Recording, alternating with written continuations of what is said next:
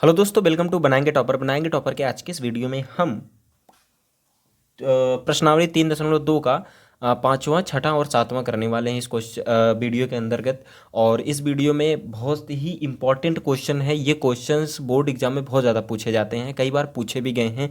जैसे ये वाला क्वेश्चन जो पाँचवा नंबर क्वेश्चन है, बहुत ज़्यादा इंपॉर्टेंट है आपके लिए, ठीक है ना। और इसी टाइप के एक सातवां क्वेश्चन दिया गया है, वो भी बहुत ज़्यादा इंपॉर्टेंट है। बहुत ही आसान आसान से क्वेश्चन है, अगर आप थोड़ा सा ध्यान देते हो तो चीज़ें हो जाएंगी आराम से। तो देखते हैं, सबसे पहला क्वेश्चन यहाँ पर दिया गया है कि एक आयताकार बाग जिसकी लंबाई चौड़ाई से 4 मीटर अधिक है का अर्ध परिमाप 36 मीटर है। बाग की बीमाएं आपको बतानी है। तो सबसे पहले हम देखते हैं कि क्या क्या चीज़ें दी गई हैं, उसके बाद हम इसमें आगे बढ़ते जाते हैं। तो यहाँ पर जो जो चीज़ें दी गई हैं सबसे पहले लिख लेते हैं। तो यहाँ पर लिखा गया है माना। तो यहाँ पर सबसे पहले मान लेते हैं, माना लंबाई बराबर यक्स, माना लंबाई बराबर यक्स मीटर लिख सकते हैं ना, मीटर में दिया गया है 4 मीटर अधिक है। और चौड़ाई बराबर हम लिख सकते हैं, चौड़ाई बराबर वाई मीटर। अब देखो फर्स्ट शर्त से क्या दिया है, फर्स्ट शर्तानुसार क्या हम देख रहे हैं कि लंबाई चौड़ाई से 4 अधिक है, मतलब जो लंबाई है, ठीक है ना, बराबर है चौड़ाई से 4 ज़्यादा है, चौड़ाई से 4 ज़्यादा हो गई। इसको इधर लेकर आएंगे तो x माइनस वाई बराबर आ जाएगा 4। यह आ जाएगा समीकरण नंबर 1 आपका तैयार हो गया। अब समीकरण नंबर 2 तैयार करते हैं। तो समीकरण सेकंड शर्तानुसार सेकंड शर्तानुसार हम क्या देखते हैं कि क्या दिया है, अर्ध परिमाप। देखो आयताकार भाग का जो परिमाप होता है वो कितना होता है, 2 इंटू लंबाई गुणे लंबाई धन चौड़ाई, मतलब x धन y, यही तो होता है ना। अर्ध परिमाप की बात करेंगे तो आधा यहाँ से निकाल देंगे, बचेगा क्या, x धन y बचेगा। तो यही तो होता है फार्मूला। तो यहाँ से x धन y अर्ध परिमाप बराबर दिया गया है कितना, 36। अच्छा, ये फार्मूला बना कैसे, क्योंकि ये यक्स है, ये मान लो लंबाई हो गई, और चौड़ाई भी वाई दी है, वाई दी गई। मतलब इसका परिमाप का मतलब क्या होता है, जितनी लेंथ है, मतलब लंबाई कितनी बन रही है। जैसे एक हम धागा ले लेते हैं, जैसे हम तार ले लेते हैं एक, उसको मोड़ मोड़ करके हम क्या करेंगे, जैसे ये पूरा तार है एक, इसको मोड़ करके हमने ऐसे बना दिया, ठीक है ना, और इसी टाइप का एक बगल में और रख दिया, तो इस टाइप से क्या बन गया, चतुर्भुज बन गया। तो ये कितनी लंबाई के इसमें तार लगे हुए हैं वो क्या बताता है, परिमाप को बताता है। तो ये क्या होता है, टू इंटू परिमाप की जो फार्मूला होता है 2 इंटू एक्स धन वाई होता है। लेकिन हम क्या करना है, हमको अर्ध परिमाप चाहिए, तो अर्ध परिमाप एक्स धन वाई बराबर कितना दिया है, 36 दिया गया है। तो यहाँ से लिख सकते हैं हम एक्स धन वाई बराबर 36। ये आपका आ गया समीकरण नंबर 2। अब दोनों समीकरण को सॉल्व कर लेते हैं। समीकरण 1 धन 2, ये वाला चीज़ अभी आपको नहीं समझ में आएगा, जब मैं विलोपन विधि बताऊंगा तो आपको समझ में आ जाएगा। बहुत ही आसान सा होता है, जो पद इसमें से विलोप हो रहा होगा विलोप कर देंगे। हालांकि आपने कक्षा 8 में पढ़ा होगा, बहुत ही आसान से क्वेश्चन इससे बनते हैं, और आप बहुत अच्छे तरीके से इस चीज़ को समझते होंगे, ठीक है ना। हम जोड़ देते हैं दोनों को। तो पहले लिखते हैं x माइनस वाई बराबर 4, और यहाँ पर x धन वाई बराबर 36। देखो एक पार्ट इसमें देखो कट रहा है ना, तो यहाँ पर हम क्या करते हैं, समीकरण 1 धन 2 जोड़ देते हैं, तो ये कट जाएगा, इसको दोनों को जोड़ेंगे 2x बराबर आ जाएगा, इसको जोड़ देंगे 40, x बराबर आ जाएगा 20। मतलब जो इसकी लंबाई आ गई वो कितनी आ गई, 20 मीटर के बराबर आ गई। अच्छा, अगर हम इसकी चौड़ाई की बात करें तो चौड़ाई बराबर कितना हो जाएगा, देखो चौड़ाई कितना दिया है, चौड़ाई अगर आपको निकालना है तो समीकरण 1 से हम निकाल लेंगे, समीकरण एक से चौड़ाई y बराबर, समीकरण 1 से y बराबर कितना हो जाएगा, देखो y इधर चला जाएगा, x इधर चला जाएगा, मतलब x माइनस 4 हो जाएगा। तो x माइनस 4 हम कितना कर देंगे, x की वैल्यू 20 माइनस 4 करेंगे तो यहाँ से आ जाएगा 16 मीटर। मतलब 16 मीटर यहाँ से कितनी आ गई, आपकी चौड़ाई आ गई। और यहाँ से जो आयताकार खेत था या बाग थी उसकी हमको लंबाई आ गई कितनी, 20 मीटर। बस यही चीज़ आपको ज्ञात करना था, बहुत ही सिंपल सा क्वेश्चन था। चलिए बढ़ते हैं अगले क्वेश्चन की तरफ।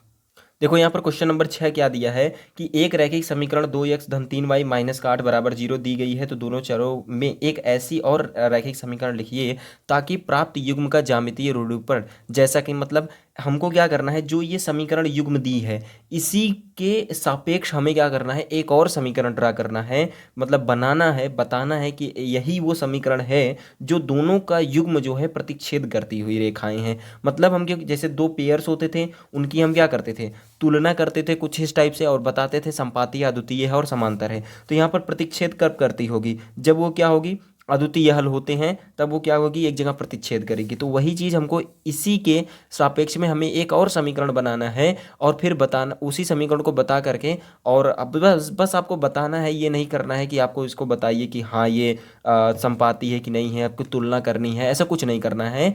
ठीक है, संगत है कि नहीं है, प्रतिच्छेद कर रही है कि नहीं है, बस बना देना है आपको। देखो जैसे कैसे कैसे बनेगा ये चीज़, जैसे देखो 2x धन 3y माइनस का 8 बराबर 0। अब ऐसा कुछ होना चाहिए जिससे a1/a2 की वैल्यू बराबर ही ना हो किसके, b1/b2 के। तो हम यहाँ पर देखो a1 दिया है, b1 दिया है, c1 दिया है। अब हम कुछ ऐसा समीकरण, जैसे मान लो हम एक समीकरण ले लेते हैं 2x धन 4y माइनस का 6 बराबर 0, ऐसे कर देते हैं। क्या ये देखो यहाँ पर जब तुलना करोगे a1/a2 बराबर b1/b2 के होगा, बिल्कुल नहीं होगा। तो ये क्या होगी, प्रतिच्छेद करती हुई रेखाएं होंगी। और हम ऐसे और भी समीकरण बना सकते हैं, जैसे हम एक और अथवा करके एक और भी लिख सकते हैं यहाँ पर, और करके इसी के टाइप का एक और समीकरण हम लिख सकते हैं। इसको लिखने के बाद ही इसको लिखना, ठीक है ना। तो यहाँ पर जैसे मान लो 2/3x ले लेते हैं, और यहाँ से हम ले लेते हैं 3/2x, 3/2x ले लेते, मतलब यहाँ पर 2y ले लेते हैं माइनस का 4 बराबर 0। क्या तब ये दोनों देखो, तुलना करो इन दोनों की, क्या ये दोनों बराबर, मतलब इसकी जब तुलना करेंगे, क्या ये a1/a2 इक्वल टू b1/b2 के बराबर आ रहे हैं, नहीं आ रहे हैं ना। तो जब नहीं आएंगे तो अद्वितीय होंगी, कहने का मतलब इसी को हम बोलते हैं प्रतिच्छेद करती हुई रेखाएं। आपने पिछली वीडियो देखी होगी तो आपको क्लियर समझ में आ रहा होगा। और समांतर करती हुई रेखाएं कब होती हैं, हमको ऐसा समीकरण बनाना है जिससे क्या हो जाए, a1/a2 बराबर हो जाए b1/b2 के, बट c1/c2 के बराबर ना हो।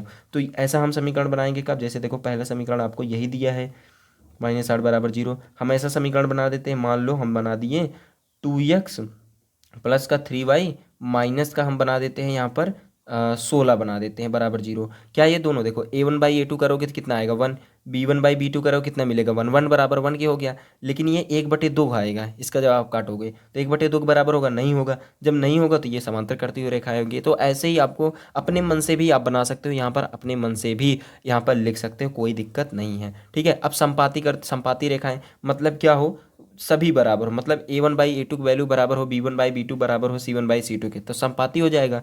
तो हम क्या कर देते हैं, जैसे पहला समीकरण आपको दिया ही गया है 3y माइनस का 8 बराबर 0। अब हम क्या करते हैं, जैसे चाहे यही समीकरण आप लिख दो, कोई दिक्कत नहीं है, या हम ऐसा कुछ समीकरण थोड़ा सा डिफरेंट कर देते हैं इसको, जैसे मान लो 4x प्लस 6y माइनस का 16 बराबर 0। दोगुने से हम 2 से गुणा कर दिए। देखो जब आप इसका भाग दोगे तो 1/2 मिलेगा, यहाँ पर भी 1/2, 1/2 यहाँ पर भी मिलेगा। तो जब तीनों क्या होंगे, आपस में बराबर होंगे, और जब तीनों आपस में बराबर होते हैं तो संपाती रेखाएं होती हैं। बिल्कुल कुछ नहीं करना था, ये क्वेश्चन आराम से सॉल्व हो जाएगा। ठीक है, बढ़ते हैं अगले क्वेश्चन की तरफ।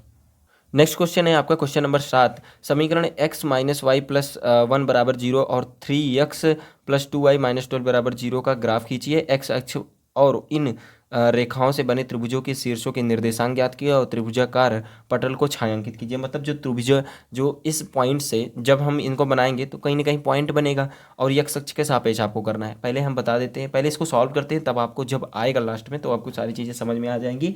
तो यहाँ पर लिखते हैं सबसे पहले कि x माइनस वाई प्लस 1 बराबर 0 समीकरण नंबर 1, और ये आ जाएगा 3x प्लस का 2y माइनस का 12 बराबर 0 समीकरण नंबर 2।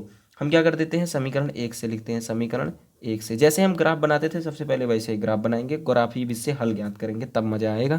2 से, तो समीकरण 1 से हम क्या देखते हैं समीकरण 1 से ये हो जाएगा, समीकरण 2 के लिए डिब्बा बना दिया है भैया। अब देखो समीकरण 1 के लिए y हम रखते हैं, x के बराबर सारी चीज़ें निकाल लेते हैं, तो ये आ जाएगा y माइनस 1।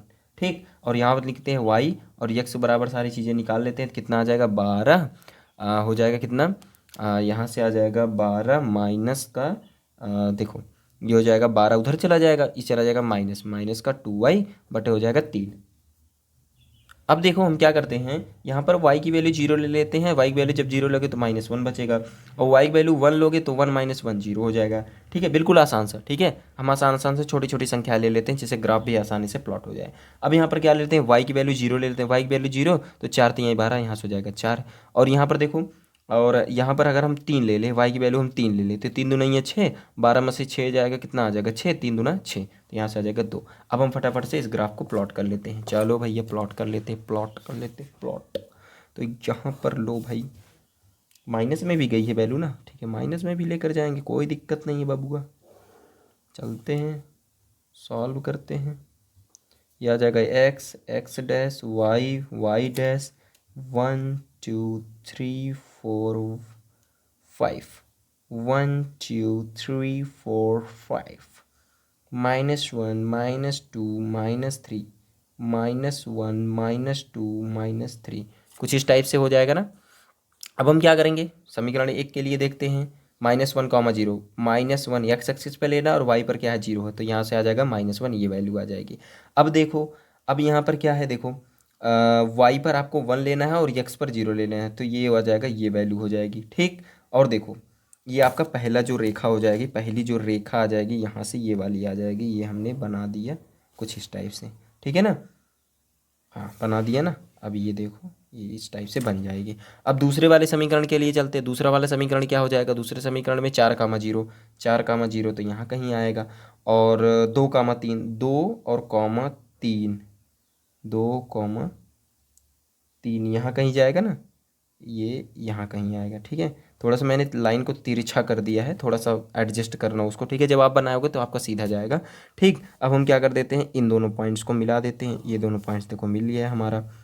अब देखो दोनों पॉइंट्स के लिए हम क्या देख रहे हैं कि ये इस वाली रेखा को, ये वाली रेखा जो है, इस रेखा को 2/3 मतलब 2, 3 पर क्या हो रही है, कट कर रही है 2, 3 पर। तो इसका हल तो आपको मिल गया 2, 3, मतलब एक्स की वैल्यू कितनी हो जाएगी, 2 हो जाएगी, वाई की वैल्यू 3। लेकिन हमको ये चीज़ नहीं बतानी थी, हमको निर्देशांक ज्ञात करने थे जो एक्स एक्सिस है। ये जो एक्स एक्सिस है, जो आप ये एक्स एक्सिस देख रहे हो, इसके ऊपर जितने भी पॉइंट्स हैं, जैसे इस कौन कौन से निर्देशांक, कौन कौन से पॉइंट से ये त्रिभुज बन रहा है, इस त्रिभुज के हमको निर्देशांक बताने थे। वही चीज़ कह रहा है कि रेखाओं से बने एक्स अक्ष और इन रेखाओं से बने त्रिभुज के शीर्षों के निर्देशांक बताइए, यही चीज़ आपको बतानी थी। तो यहाँ पर हम निर्देशांक बता देते हैं। पहली बात क्या हो जाएगा यहाँ से, निर्देशांक बराबर निर्देशांक, बताओ कौन कौन से निर्देशांक होंगे। एक तो आपका क्या हो जाएगा, -1, 0 हो जाएगा।